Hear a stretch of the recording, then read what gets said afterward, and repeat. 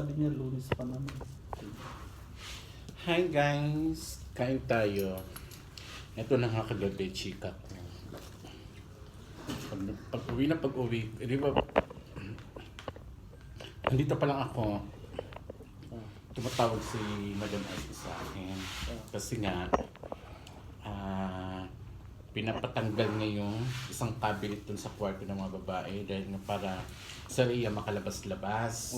Hindi nga makadaan yung wheelchair niya. Ngayon, pagdating ko sa bahay, nagkakagulo sila. Sigawan. Yung daan yung sasabihin ko sa'yo. Nakalabas kami ni Rina, nag-yosi kami, ang ingay nila.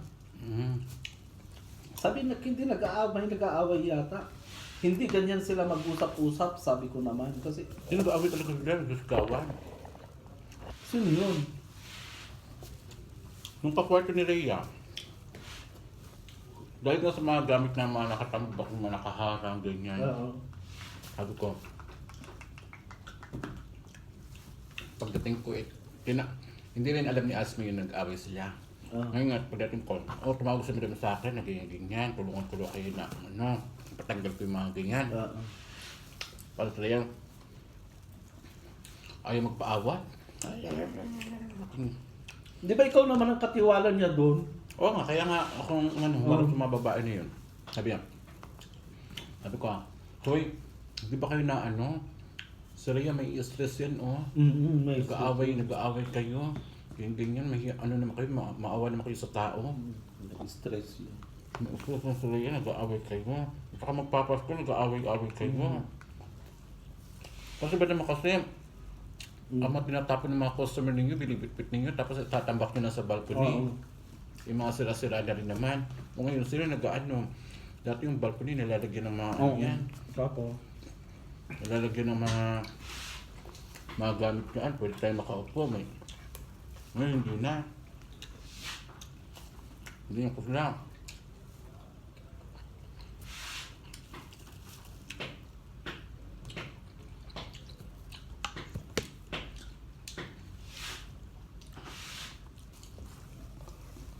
Huminto sila.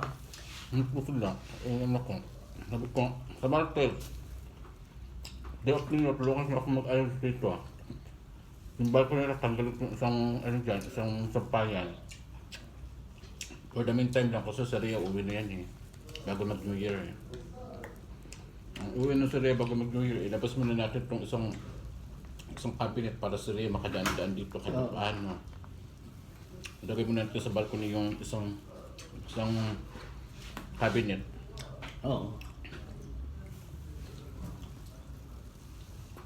Tapos sa Rhea kailangan at least makatayo-tayo, makagalaw-galaw.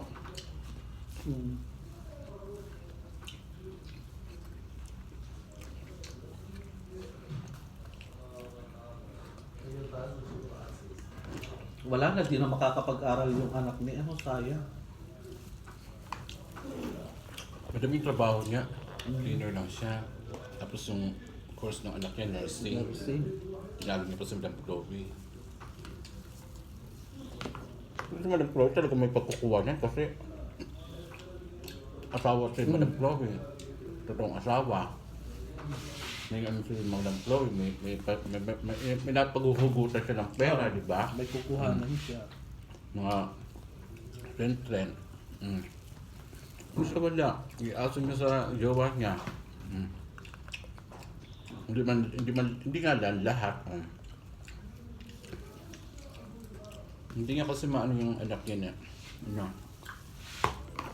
ngayon, isa sa mga dahilan, nagkaganyan sa iniisip niya, stress niya kasi nga yung baon-baon ng anak niya, tuition fee.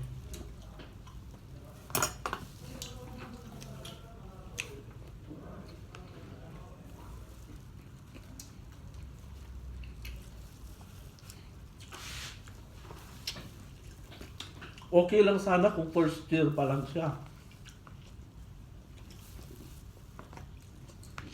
Ewan ko kung yun ngayon, uwi na siya.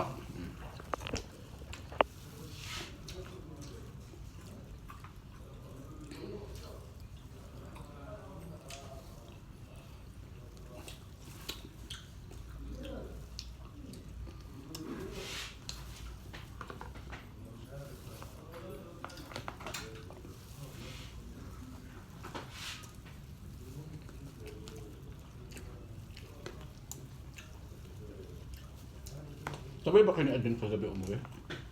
Nauna siya.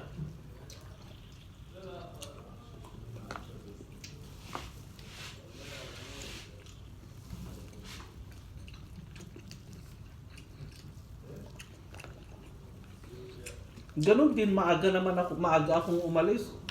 Nakasakay ako, 9:30 na rin. 9:30. 9:30 nakarating ako dyan. Ay, talaga? Mga alas 9 siguro. 9:10, ganon. Ang tagal na ko nakintay ng bus. 9:30 ako dumating doon, tapos maya-maya nakasakay na ako. X60 na kin ko. 10:05 nasa bahay na ako. Ang tagal ng 64.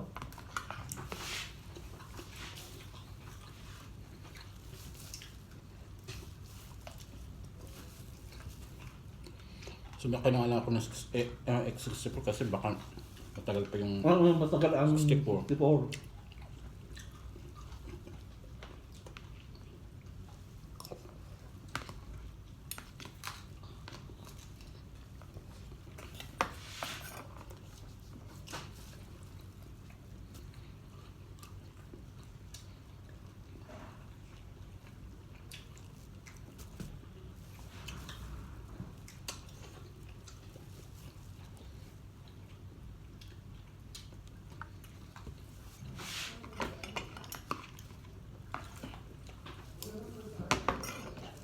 Ulam namin guys.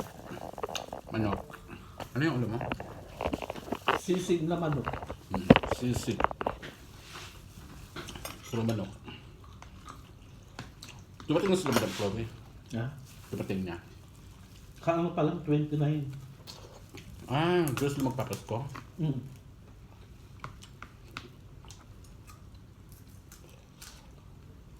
Malaki yung party-party. Wala.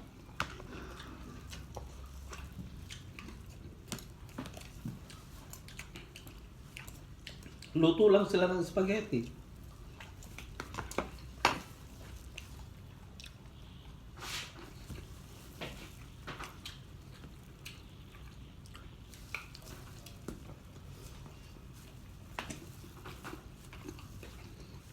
Kami yun. Wala talaga. Magluto kayo kahit ano lang.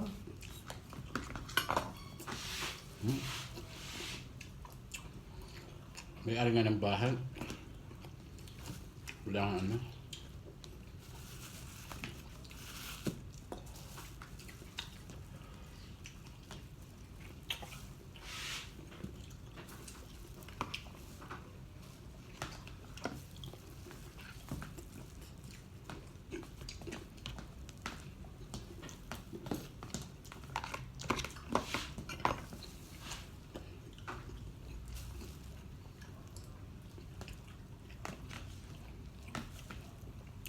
Yun sa bahay pag ano, pag uwi ko, ang babae, ay nako, alam nila masakit yung kitchen, tut pa rin, dut ng tambay lang. Meron nga kagabi, kasama namin sa bahay, hindi nag-aaway na, di ba? Nasa kabilang kwarto siya, sa kwarto namin. Talaga nakatayo lang talaga siya. Ang ginagawa dito, nakikichismis ka lang. Nakikichismis ka lang. Ito nga. Ano ko talaga? Naiit ako.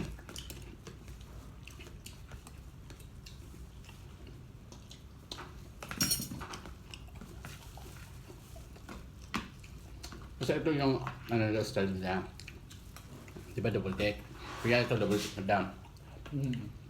Yung nasa baba, halos lahat ng gamit na dito sa ano niya, baba niya, kanya. So meaning to say, ang nasa taas, ang madadaan niya lang, yung hagdanan papunta taas. Oo. So wala siyang pwesto sa baba kasi ang lahat ng naka-occupy yung taga-baba. Oo. Tapos plus meron pa sa ibabaw ng cabinet. Ngayon yung nasa taas, ang pwesto niya, ang malalagyan niya lang ng mga gamit niya. Yung sa ibabaw lang rin ang cabinet niya. Kaya yung kama niya, impis na kama lang, puno pati mga gamit. Kaya ayun, napuno na. Napagsabihan ko rin yan dati na sinabi ko na kay Asmi kasi nga, nung hindi pa na si Leia, nagreklamo na rin yung Sarya sa akin ng shubing, ganyan. Hindi kami halos makadaan kasi pati yung pintuan, ang daming nakasapit, puro niya gamit. No. Yan, hindi pagsabihan ko.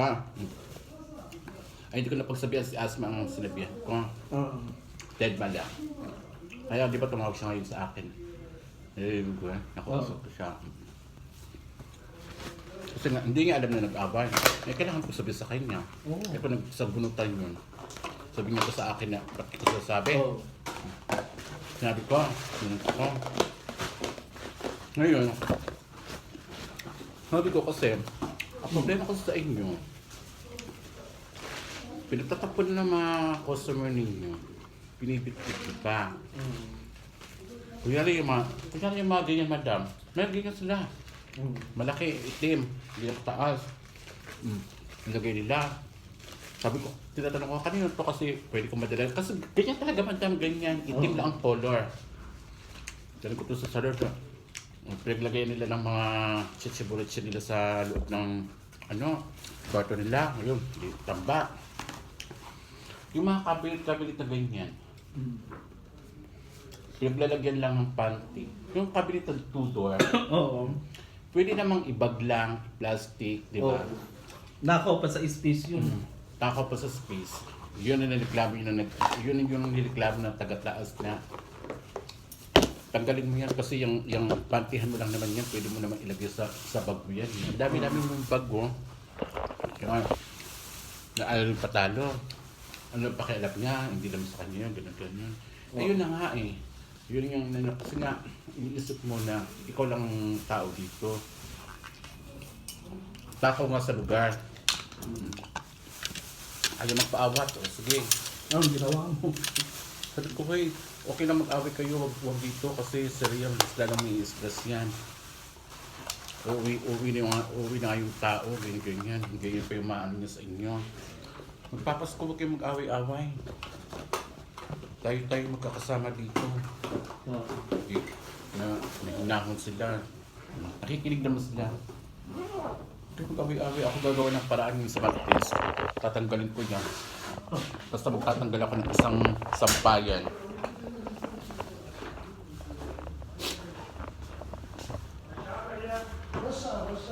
May ano itong mga...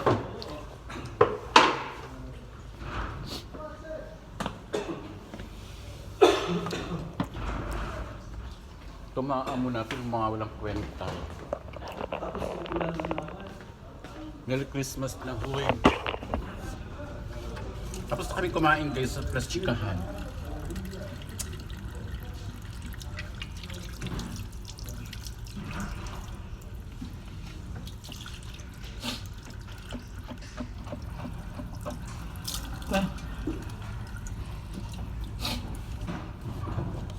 Ay, may gagawin pala si Ama sa loob.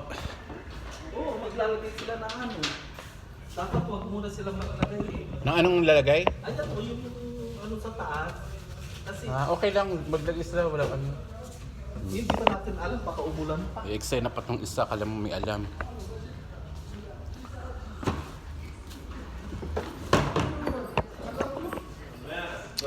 Ayun guys, sa kami kumain. Thank you so much. Please don't forget to like, comment, and share sa mga videos na ina-upload ko. Maraming salamat. Thank you so much. I love you all. Bye!